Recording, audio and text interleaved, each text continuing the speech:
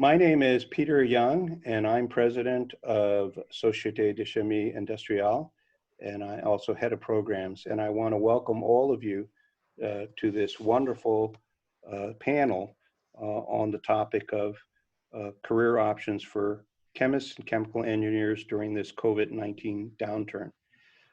What I'd like to do is just spend a few minutes talking about Societe, upcoming events, and also the logistics of your asking questions during this panel.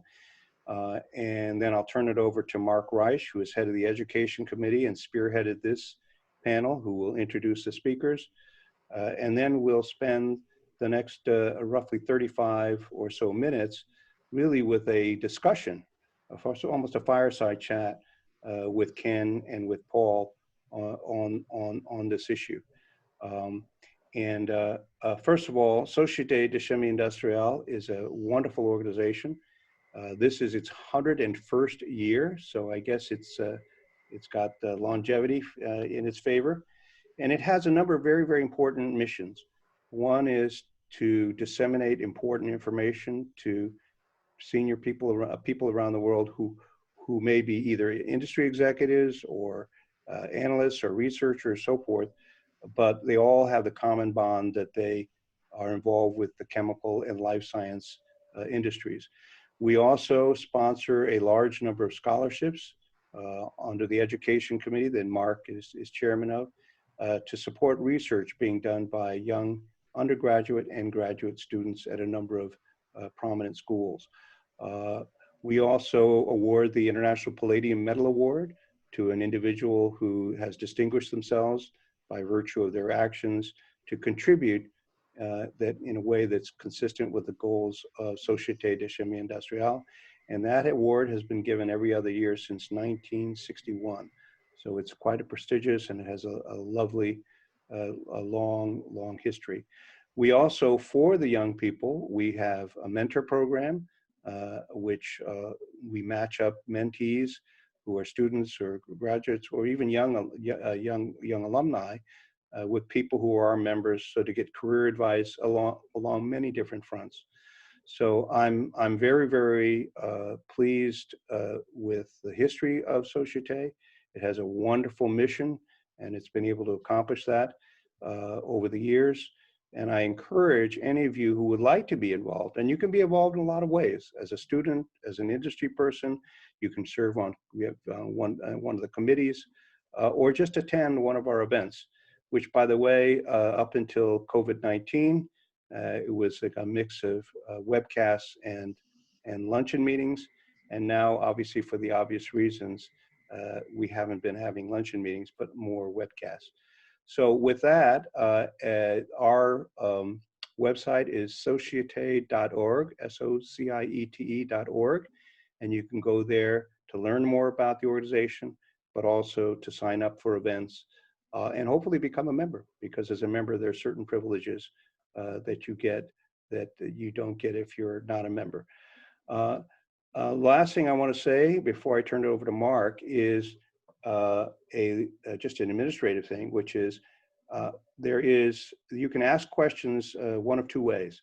You can either use the chat function, or you can use the Q&A function. And I encourage you just to type in your questions. By the way, you don't have to wait until you don't have to wait until the Q&A session to type in your question. Please go ahead and do that, and then we'll be able to see it. And I'll read the questions to the panelists, and they'll answer them.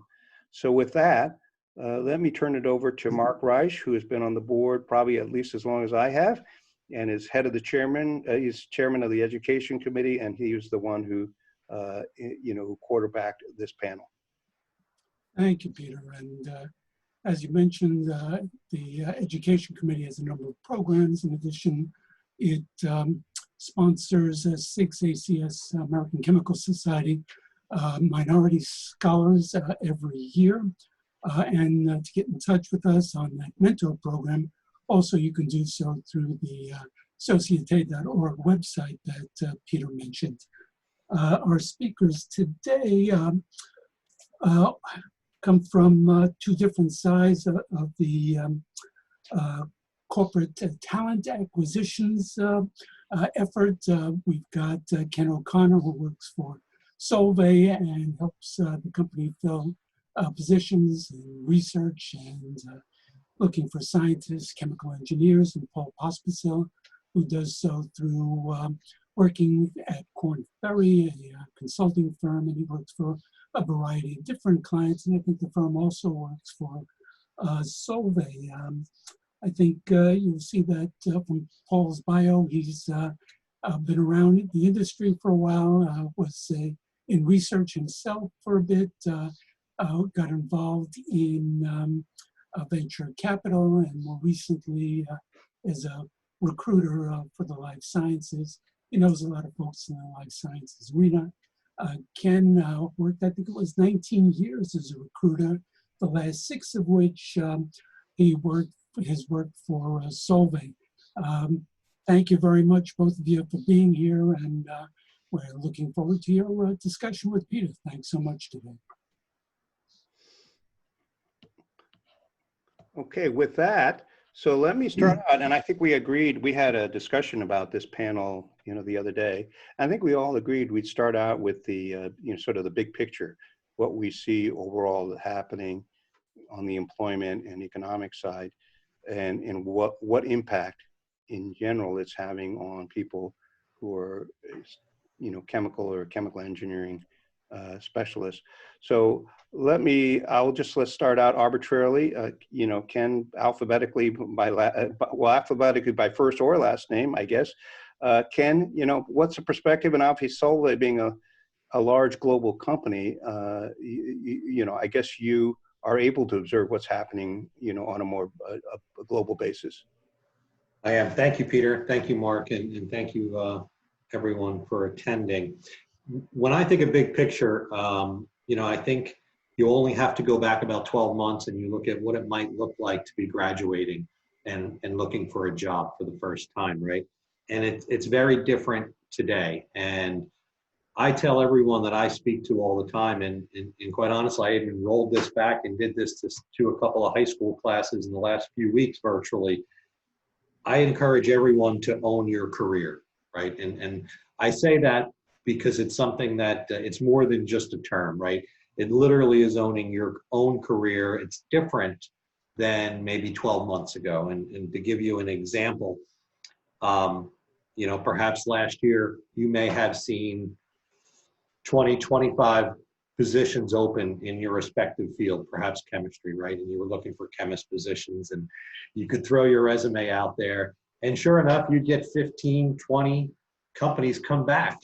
And a lot of those companies would cater to the new graduates. And Solvay used to do that. And we would have to do that. And companies like Dow and DuPont and BASF, a lot of my colleagues that I've worked with in the past are there. And they were doing the same things and we were competing for the same people. It's different now. When you used to spend 3 hours applying for a whole host of jobs, blanketing your resume, so to speak, right?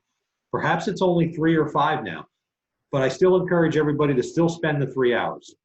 And that's where you own your career. Invest, do your homework on each company that you apply to. Know the industry that they support. I always recommend companies with a good diversified portfolio. Sometimes, a company like Solvay, much like this society in general, we've been around, I think, 155, 160 years now. Same thing, because we have our hands in so many pieces, as do a lot of big companies, right? So that's my big one.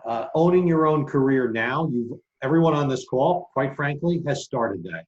You attended this to learn something, right? And learning is a big key. I can tell you that many of my peers in the industry, including Solvay, my role, the learning and development piece of the employee, we're asking people to own it. And you own your career now when you find a job, and you own it once you land within a company. And quite frankly, that's part technology. Some companies are gravitating towards that. We want people to be able to make those own decisions. We want them to have that ability and ownership. But from a learning perspective, the technologies, just like we have here with Zoom, are allowing for that. That's the big message that I had. My takeaway from a big picture: start now. Start now by owning it. You know, sometimes I tell people, I told some high school students a couple of weeks ago, and sure enough, some of them didn't take it that well. But, you know, when you're coming out, if you're used to some of these companies calling you and kind of courting you to a degree, right? And seeing who can do better than the other. Now's the time where you want to show what you can do for them also. And there's lots of ways to do that. And again, that speaks to owning it. Yeah. And obviously one of the issues is, what's the value proposition? Taking a look at yourself and saying, what value do I bring? And looking, if someone looked at my background from the company's point of view, what are the things they're going to feel very comfortable adds value, and how does that connect with the company you're talking to, right? Correct, Peter. Now I'm gonna, you know what, I'm actually going to piggyback off of that a little bit. I was going to speak to that later, but you're absolutely right. So many companies right now, and I say Solvay does it, but we're doing it because we've consulted with Bain Capital, we've consulted with McKinsey, and these are the companies that are showing us what the big players are doing, what the medium-sized companies are doing. And there's a lot of different things that you can do differently, you know, in how you operate with that type of thing. So yeah, absolutely, I agree. Paul, big picture, you know, a big picture comment? Yeah, you know, one of the things, so first of all, thank you, Peter, for including me on the panel. And to Mark here, let me take a slightly different tack here. So then Ken did, and we'll get to the same point here eventually. But if you look at the news and also look at what's going on in the world, I think it's very confusing in a way. That you see all this terrible news, a number of people that have lost their jobs and are unemployed here, and there's a lot of uncertainty here about what the next few months or next years are going to bring.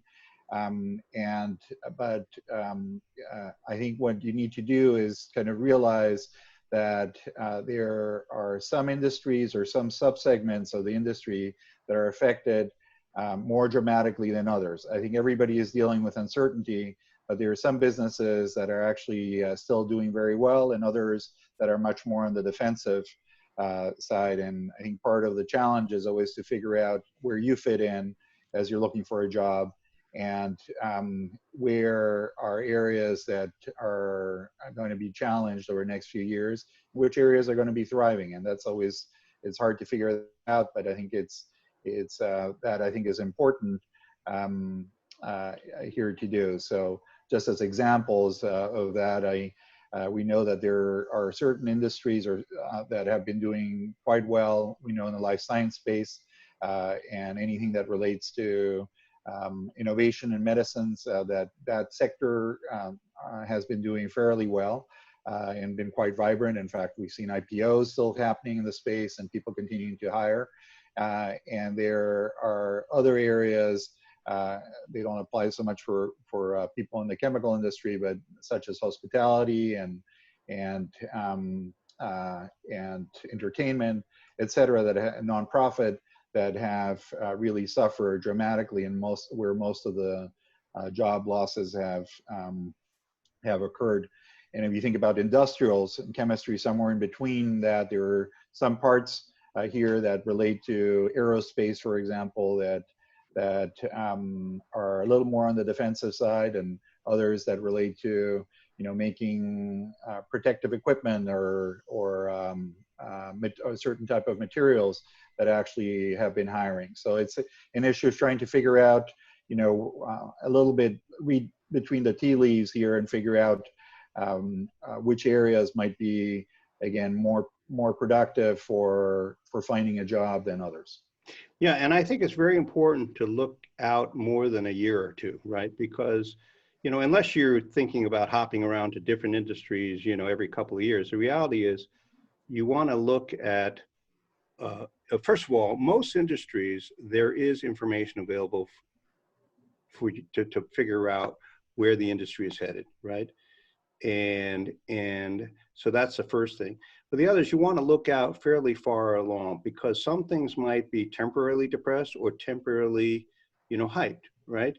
So I think that's very, very important. But some, it's pretty straightforward. Look, if the supply and demand for oil is going to favor, oversupply for a long time, and all the experts say that, well, being in the oil industry or supplying materials to drillers, so forth, it's going to be tough for a long, long time, right? And you can figure that out, if there's a trend that's going to cause certain products to become obsolete. Well, yeah, you definitely want to, you don't want to join the company that makes buggy whips, right? So I think that's really important. But, as Paul said, it's the flip side is also true. There are some areas that clearly are going to prosper and do well for a long time, right? And so that's something you have to, take into account. So, is there anything special, though, that you think about chemical and chemical engineering in the big picture sense that, is worth mentioning as far as people who have degrees in that area or an area of concentration? Are there some special nuances or trends that are worth mentioning?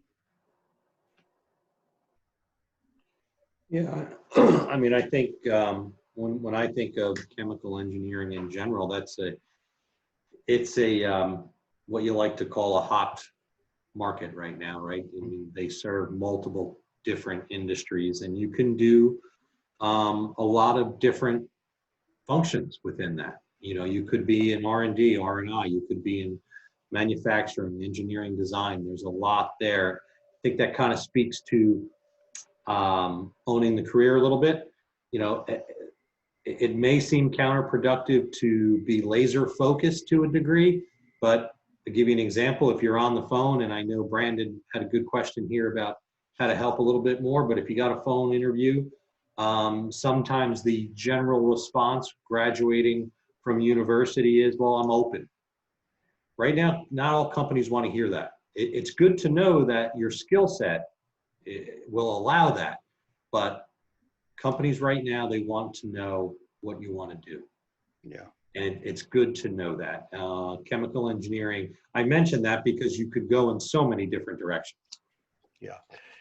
It truly, I mean, the good news is engineering and chemical engineering and chemical degrees, they're valuable for so many different jobs, right? So it's not one of these really narrow things that only applies to certain jobs in certain industries. So it's very, very, very fortunate. Paul, any comments on specifically on chemical engineering, even though I know your practice is more life sciences, but I guess that it does overlap, right? Yeah, and it's actually, there's a lot of companies that end up hiring chemists and people, when it comes to scale up or production or commercial products that end up being chemical engineers.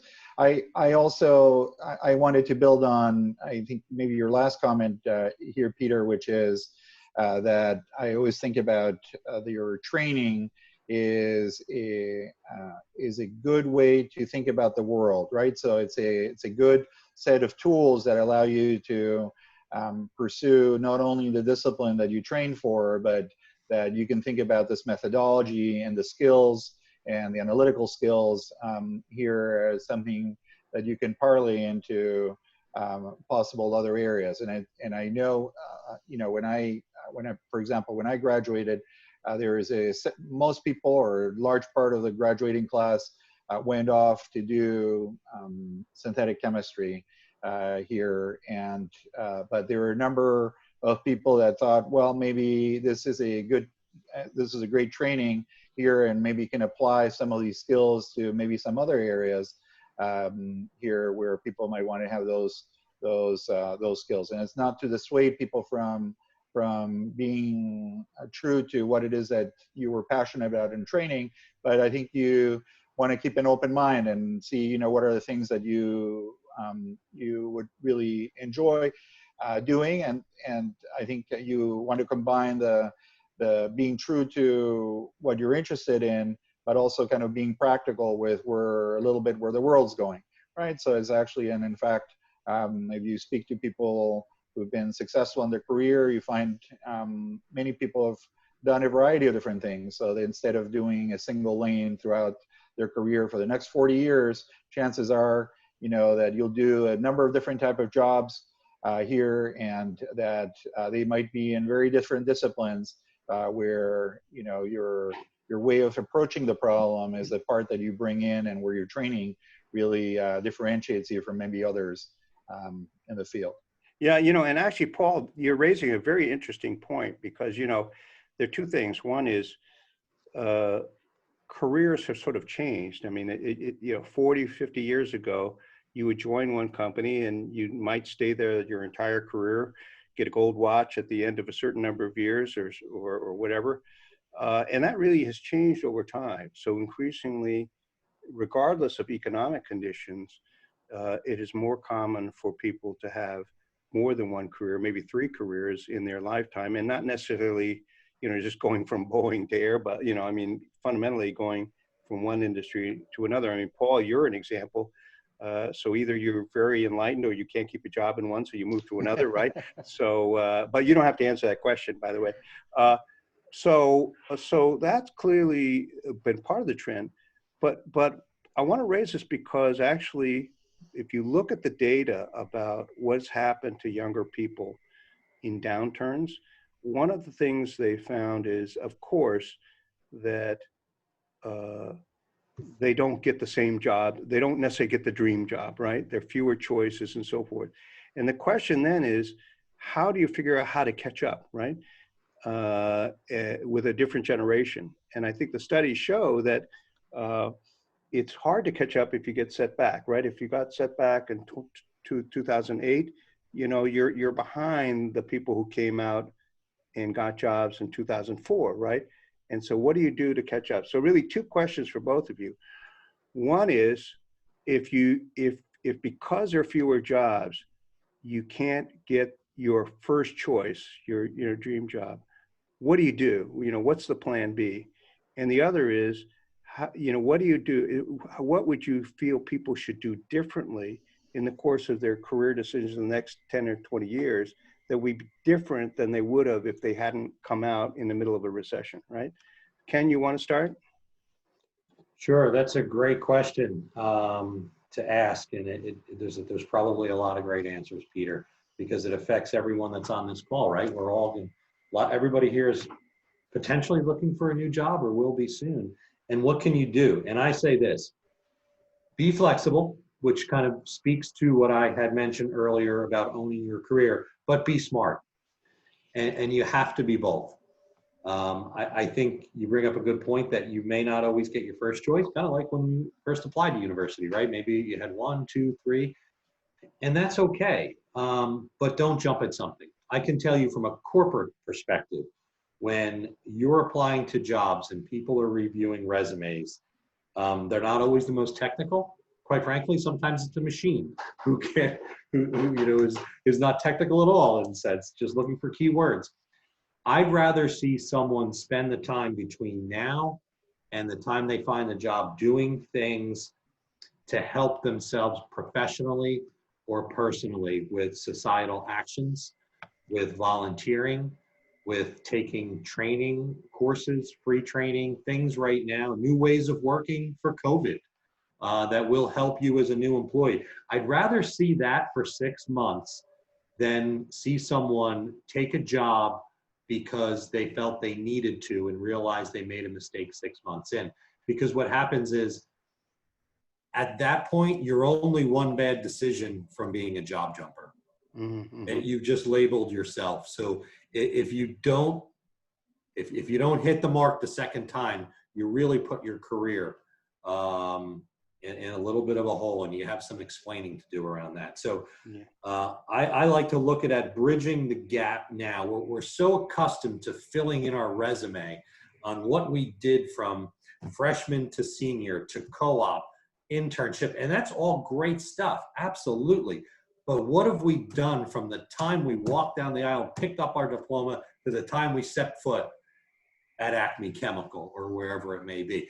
That's what could get you a job. And quite honestly, that that shows what people are made of. Yeah. Because the easy part is to have 15 companies call you and you pick one and you go and start on Monday. The hard part is, what do you do when that doesn't work out?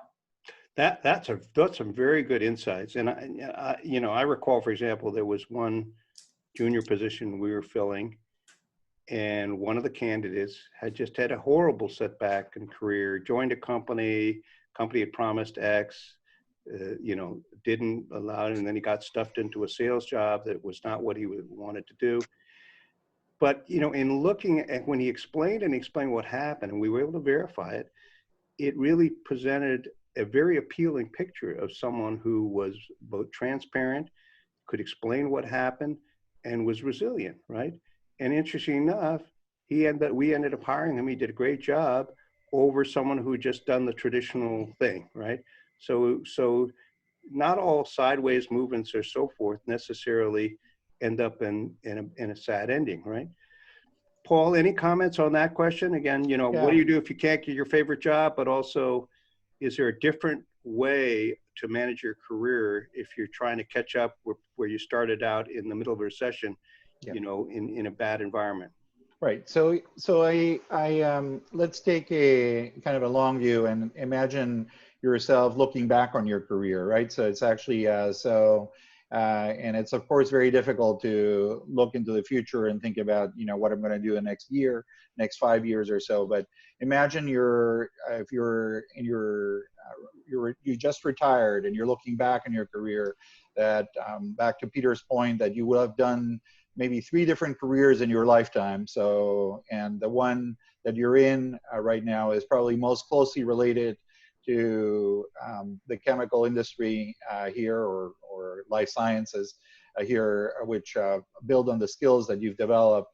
Think about dividing up, let's say, the next 10 years into 3 to 5 year chunks within where you'd be thinking about different companies, right? So this is a strategic part of your career planning here. So I mean, when we look for great CVs, we typically look for people who've been able to join a company. They spend 3 to 5 years in this company. They've had some progression here. They've been able to accomplish something here, and then they work with great people and great mentors, and I'll get back to this in a second.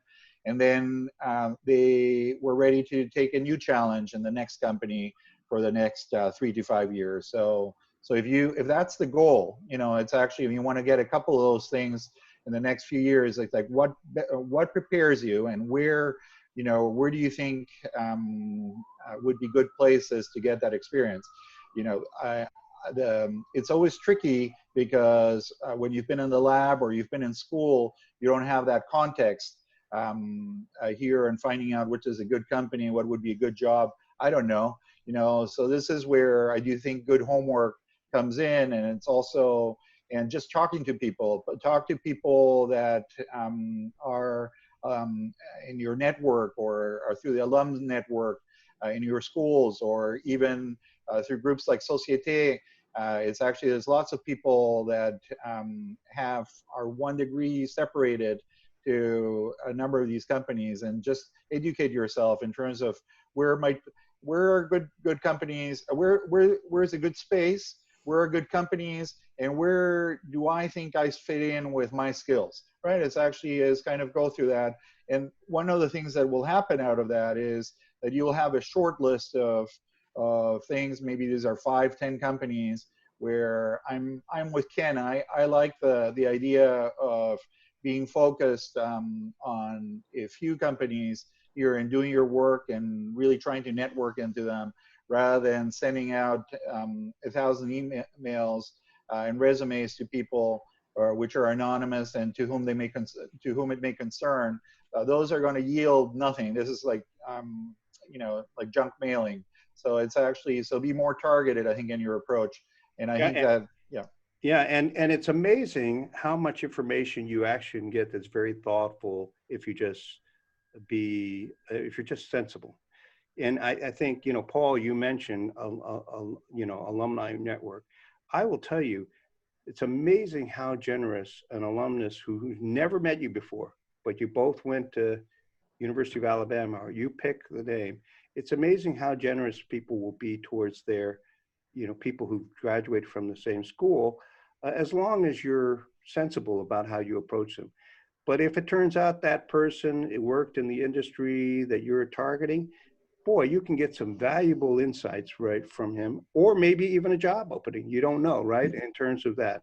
So use networking both to create opportunities, but also to get really thoughtful information that otherwise you can't get through Google or whatever, that when you approach a company and you have that insight, you're going to stand out, right? You're not going to just look like another letter coming down the chute, right? And it's a life skill. I mean, I think about people that end up being very successful in their careers, is a lot of them, as they didn't get there completely on their own. So it was always a group of people that were mentors, people that suggested them for the next job. So that helped people along in their careers. And so the sooner you learn how to build those networks, to cultivate relationships, I think that you might think that those are maybe some of the softer things, and even if you're an introvert, so as you should push yourself to develop those relationships, because I think that those are going to be ones that will be helpful to you in building your career, not only getting the next job, but the job after that and your next career, as a matter of fact. So that is really, to me, I look at lots of people, this ends up being one of the more powerful things that you can do. And just think about it as it's an investment in yourself to build those relationships. And it takes time to do it. You have to do it one at a time. But it really pays off in spades over your career. Now, I promised that we should then pivot to sort of specifically what Ken sees in his job at Solvay and what Paul sees in his job at Korn Ferry. So I'd like to do that pivot. And Ken, I guess we've chatted about this, and it's very interesting how Solvay approaches the whole human resources side and so forth. You want to comment on sort of what they do at Solvay and practice that, and how also it relates to this general topic? Absolutely.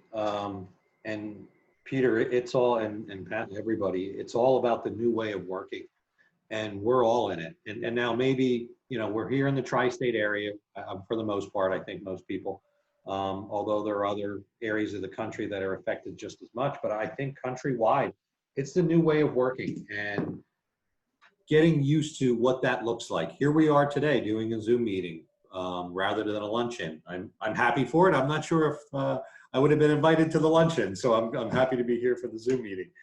But from an interviewing perspective, there's a couple of questions on here. I looked briefly. Brandon mentioned something. Henrik mentioned something about on-campus career fairs. All of that is different. It's different for us. It's different in my job. It's different for every employee at Solvay. It's embracing technology. It's embracing a new collaborative work environment. It's different. It can be uncomfortable. It's new for a lot of people. I will say that I think everyone on this call, and I don't think I'm stretching. Everybody on this call is relatively young, as I like to say, right? And I'm not supposed to say that in HR, Peter, but Energetic, right. Everyone is very technology savvy, and it's very important now. And how do you do that? I like to look at it, if you're going to do your homework on a company, you need to prepare for the interview. And very specifically, what does that look like now? Whether it could be what would have been a phone interview or an in-person interview is now a video interview. How do you prepare for it? We did it, right, Peter? And you educated a little bit us in making sure your lighting is good. Are you dressed appropriately? All right. There are disadvantages. You don't always take your personal cues on time on an interview. It's different. It can be a little bit difficult. I always encourage everyone, do a tech check 15 minutes prior.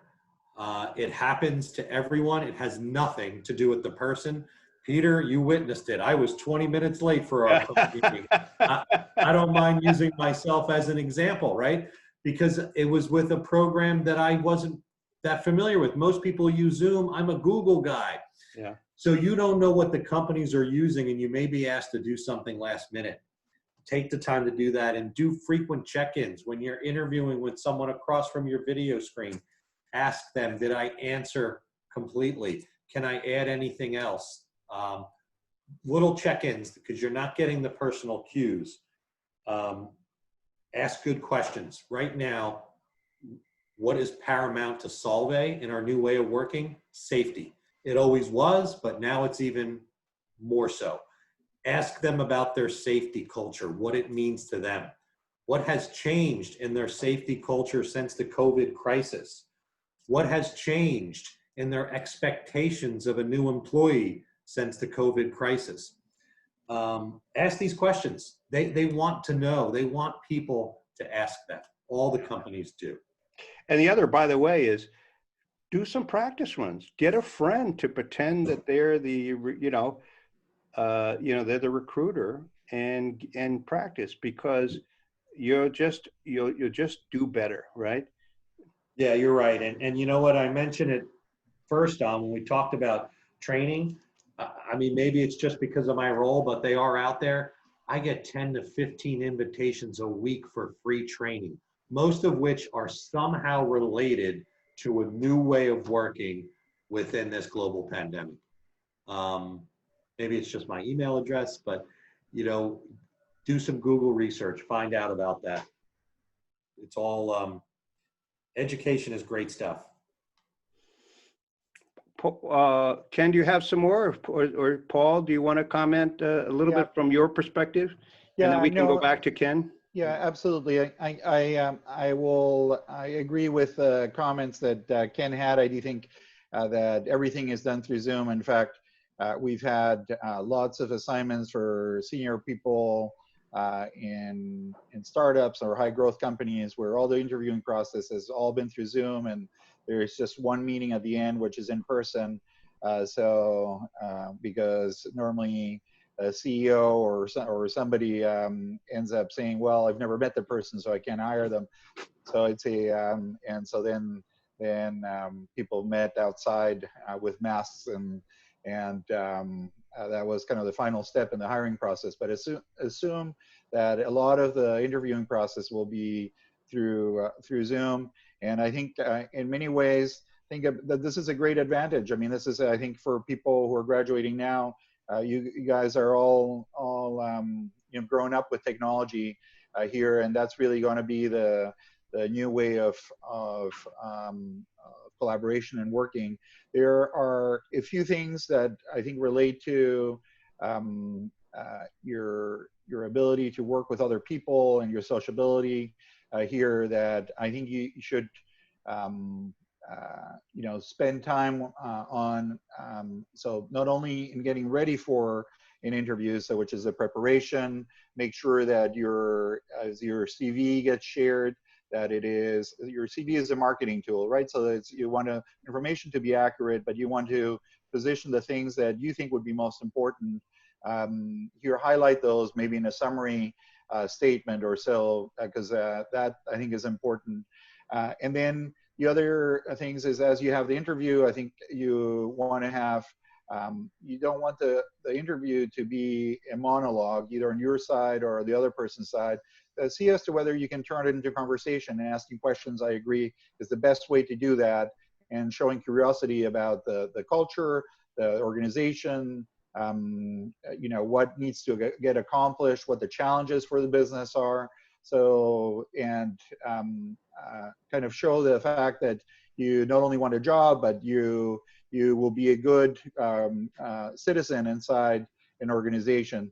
And then, at the tail end after this, make sure that you follow up, thank people for their time. Is actually express again an interest in this. Make sure that you close the loop, even if it's not for you. These things, people remember them, and it's actually, in fact, they will, especially as you're dealing with people that maybe are less tech savvy than you are, they will still they'll pick up on the cues. Here is this person, somebody I want to work with. You know, were they thoughtful in their approach rather than generic and you know, their follow-up here. So those are things that will distinguish you.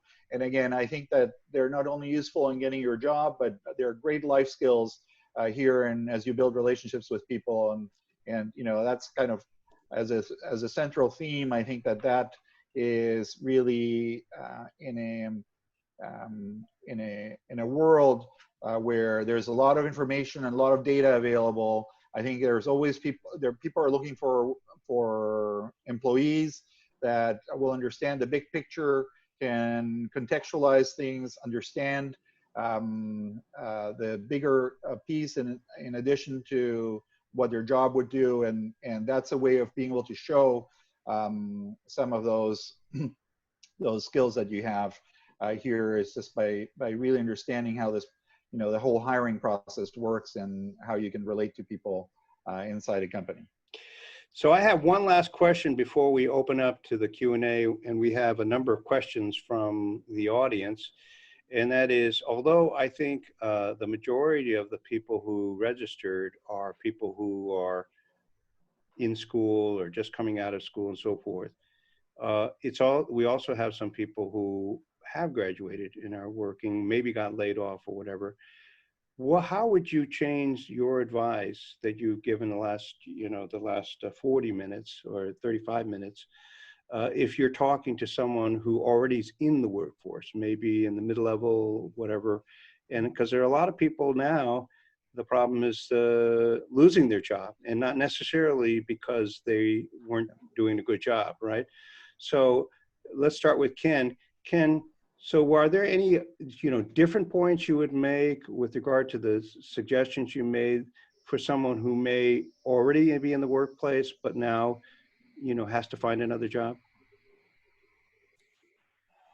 Honestly, Peter, I don't know if I'd actually change too much differently when you think about some of the points that I had made about bridging that gap. What are you doing now as opposed to potentially job jumping?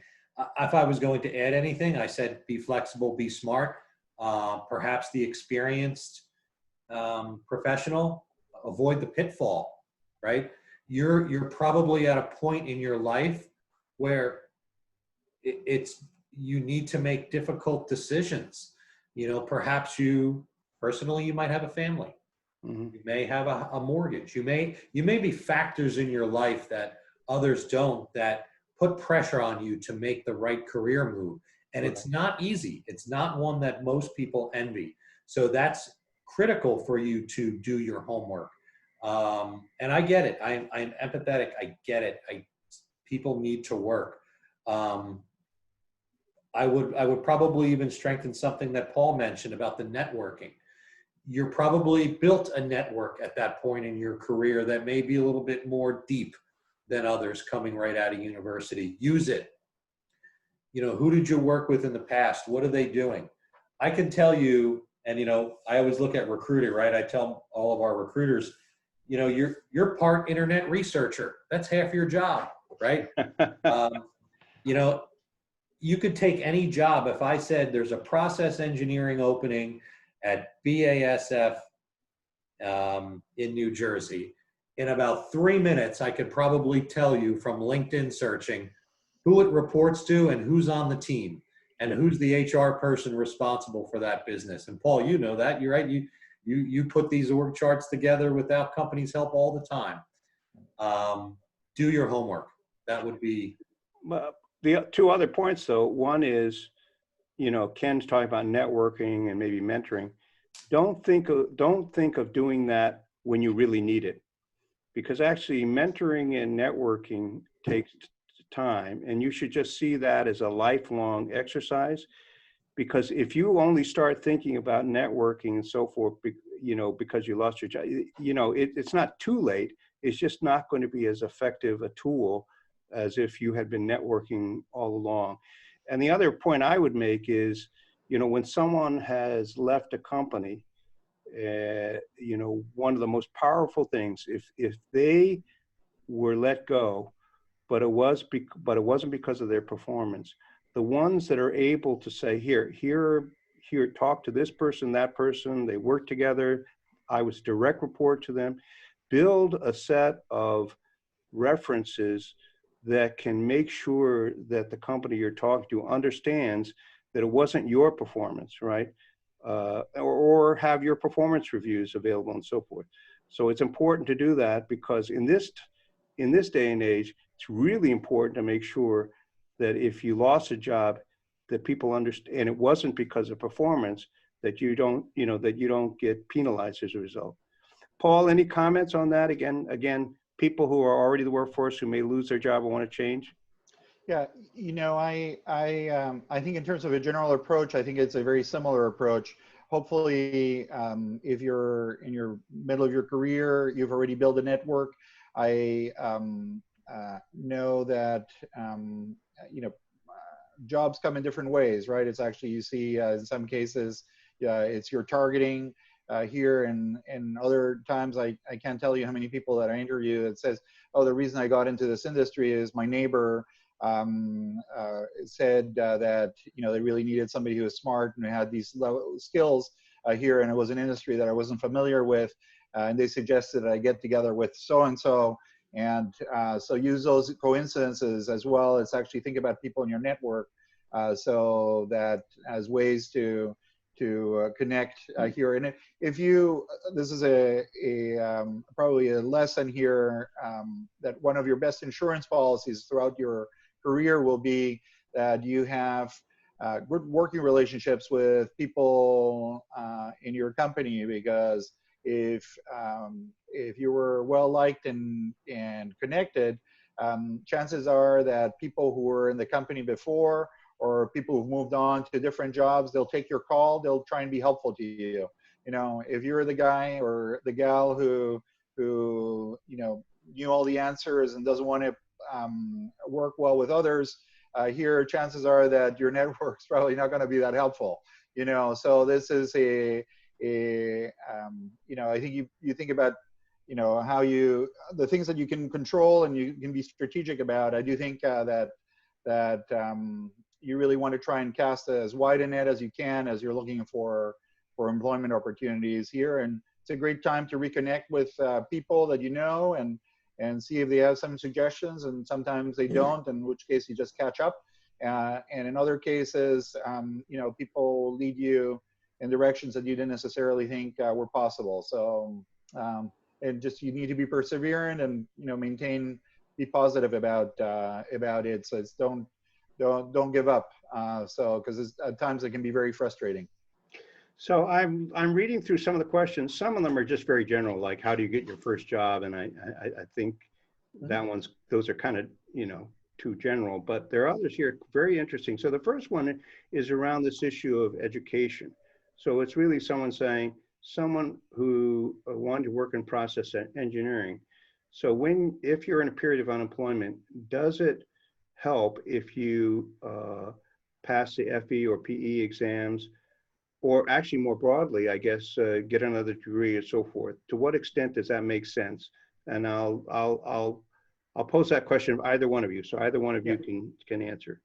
Let me actually jump into this, because I saw this during my training 30 years ago. Is when I started my chemistry degree. This was during the time where there was a lot of discussions around price controls in the pharmaceutical business. This was one of the early discussions here, and a lot of the companies like Merck and Pfizer, et cetera, stopped hiring chemists for a while because they were cutting costs. And so people who were graduating during that time had a very difficult time getting jobs, whereas the class before, or 2 years before, there were plenty of jobs available. And so that becomes something that's not controllable here, because it's kind of a macro reason.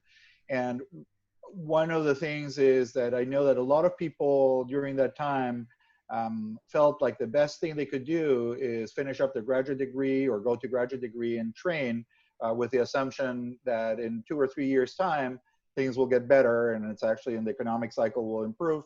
So during the down cycle, it's a good time to, get that additional degree. So I think if you can afford this, is actually, or you can, you can get a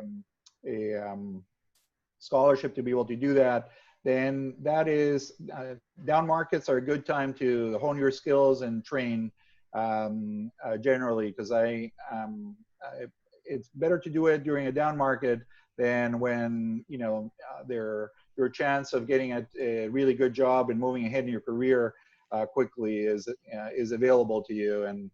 And so I'm a big proponent of training during down markets, provided you can, afford to do that. Yeah, and I'm glad that, Paul, you talk about the economic issue, because you also have to look at the economics. So because when you go to graduate school, two things are true. One is you may or may not be foregoing income, right? That's the first thing, depending upon your situation. But the other is someone has to pay for the degree, right? So in one extreme, if you're essentially saying, hey, the job market's closed, so my opportunity cost is zero because, I didn't have a job and it would take me a year to get it, and you get a scholarship, well, that's an easier decision, right? Because you don't come out a year or 2 years later in debt, and and so forth. On the other hand, if you're leaving a job, which, there's a job that you could have taken that had a good income, and you have to borrow a bunch to take the degree, obviously that you have to think that through personally, right? Ken, any comment on that question? Yeah, I think what Paul said is spot on. I would add, though, you to caution everyone that there's a big difference between, going and sitting for your PE than perhaps a free online training course, right? So, and how that relates to applying for a job. So the question specifically, hey, will that help me? Will that help me advance my career? It may hurt you sometimes, quite honestly, if what you were working towards isn't relevant to the job that you applied to or perhaps needed. For example, your PE might be a lot more relevant to working at a Jacobs Engineering, perhaps, than the manufacturing floor at Solvay. That's the reality of what it may be. And that question will come up during your interview process, and you're going to have to account for it.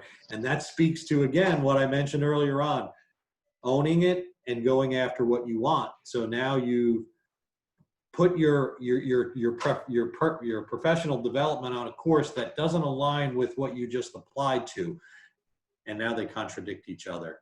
Yeah. So you do want to be careful with that. We run into the biggest one within Solvay is when you think of engineering, is that jump from your master's degree to your PhD. Yeah. And when you're graduating with your PhD, and majority of the people want to go into research and work in our laboratories, and that's wonderful.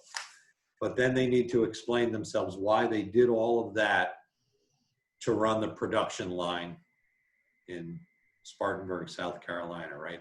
It doesn't match up. So you want to, don't compromise your career, do what you want to do, but also be smart about it, and don't do something that's not going to help with ultimately what your career is going to be. Yeah, that's right. And it's not necessarily that somebody says, well, you can't do the job. They just may not be convinced you're going to stay with it, right? Absolutely, Peter. That's the hard part. From a core perspective, every company will look at you and say, do they want to do the job now? What job can they do for us next? What do they want to do next? And when those things don't line up, that's when the interview tends to not go as well. Now, there's one person here who's asked a question. It's a little bit unfair in the sense because it's so general, but I think it's at least I'll pose it, and that is, when you're looking at people and resumes and so forth, what are the things that stand out for you when you make a decision to decide to interview a candidate? And granted, it's a bit unfair because it's very general and it all depends upon the situation, but are there any comments that might be useful to this person who asked the question? I'm happy to start, Ken, if that's okay. So there's a couple things that I look for in a resume, and we want to see that people have taken something on and they've done it well, you know, so because that's normally a good indicator that they're self-motivated, that they're going to be able to then come into a setting and apply the same set of skills and try and do a good job, right? So it's actually, so I'm normally looking for progression.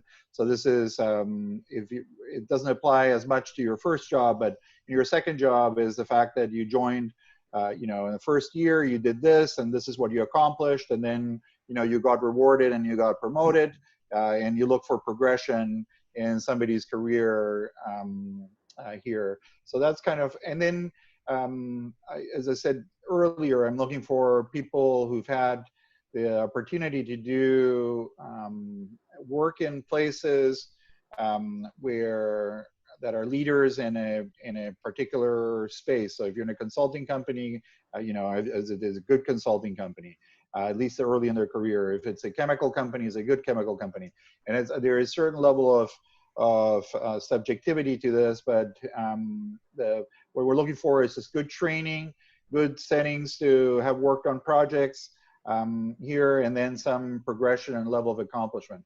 There's another part that I look for, and I look for this primarily in senior executives, is something that somebody might have done early in their career that sets them apart and shows us that they're really focused and dedicated, and in other aspects of their life. Have they, you know, this is maybe my personal thing, is have they played the violin really well, or did they do you know, triathlons, or you know, something that requires some level of discipline and preparation and motivation, because they're all hard to do, you know. So I'm looking for people who've done exceptional things here, and those are actually very good predictors for, especially for startups and high growth companies, is people that will, at the exclusion of other things, have done something with real passion and dedication. You know, it's interesting. My alma mater, they post on their website about what do they look for, right? What do they look for?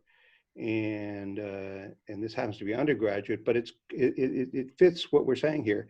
And the president of the university said, all things equal, I'd much rather pick someone who may not be the smartest, but has put their whole heart and passion in getting things done and accomplished, than someone has a very high IQ, but just doesn't apply it and doesn't have that passion. And I think that matches, Paul, what you're saying, which is, you know, it's really people who get things done. And if you have in your one, you ought to, that should be your life, because to be successful, you want to get good things done. But if you have, that is probably one of the most important things to highlight when you're talking to people or you put on the resume. Ken, any further comment on that? Yeah, I'll be quick, Peter, just conscious of time with that. You're absolutely right. And, you know, when I look at resumes and, you know, highlighting your hands-on experience, whether it be through a co-op or an internship, developing others, have you had an opportunity? These are things that, quite honestly, are the baseline for what we look at. And I'll be honest, I do not envy anyone right now looking for a job or having to write a resume, because it's different, right? Everything they're telling you coming out of universities, you want your skills on there. And you know what? They're absolutely right, because more times than not, the first pass on your resume is done by a machine. It's done by, and it's graded. So you have to have those keywords that do absolutely nothing to tell you what you are as a person. Yeah. All they do is tell you what you graduated with. But if you don't put them on there, you won't make the first cut. So what else do you have to have on there and blend in? Paul made a great point, and it's something we drive home at Solvay, and that's, what have you followed through on? What have you accomplished? One of the biggest pitfalls in our engineering program, and a lot of other companies, Dow has the same pitfall, that I've had conversations with them. It's when people put something on the resume and they didn't own it. They didn't follow through. And when you dig in, you find out that you had a little small piece and it really wasn't much. Don't do that. Even if the project was small and you followed through with it and you accomplished it, because the last question they're going to ask you in the interview, What was the outcome? What did you learn from it? Yeah, that's right. And that's the big piece. The other piece, and I want to mention this because I didn't do it yet, and I was going to do it a couple of places. It's when you're aligning yourself with those companies that you apply for. Don't just know what they do. Don't have them know what you went to school for. Know what their purpose is, right? You know, Solvay has a purpose, and it's new for us, and it just came out. We bond people, ideas, and elements, right, to reinvent progress. And all of our interview questions are around that and what's valuable to Solvay at the time. That's why Peter's point of networking and Paul's point of understanding the industry and networking, what's important. And that's the most important thing. That's your homework when you learn and you talk to people, like Paul said, that may have worked there. Peter mentioned that may have worked there in the past or work there now, people that you know. That's what's going to get you the job. Remember, the resume only needs to be good enough to get you the interview. That's what it's made for, right? The interview gets you the job. Do what you need to do to get the resume to make sure it doesn't get missed, gets in the right hands, and quite honestly, separates you from the person sitting next to you as the same degree from wherever. So with that we always promise to end on time, and we're at the end of the hour. I want to first of all, I want to end with one comment, and that is, be very careful when people say, "What's your greatest weakness?" Don't say, "I always had a weakness for kryptonite," or my biggest problem is I work too hard," or whatever it is. Be realistic about things. But I also want to say a couple things. Number one, I want to thank the two panelists who, I hope you agree, really provided some incredibly useful insights for those of the people who we think are the audience to this. One of the people asked whether or not this was being recorded. The answer is yes, but to see it, it's going to be on the Societe website. There's a small membership fee for access to that, but certainly if you're a student, there's some accommodation around that issue. But it is available for those of you. I know one or two people said they came late. So I want to thank all of you. I want to thank the audience for attending and asking some terrific questions. And again, thank you, panelists. And I hope this has been all very helpful to those of you who've attended. Thank you. Thank you.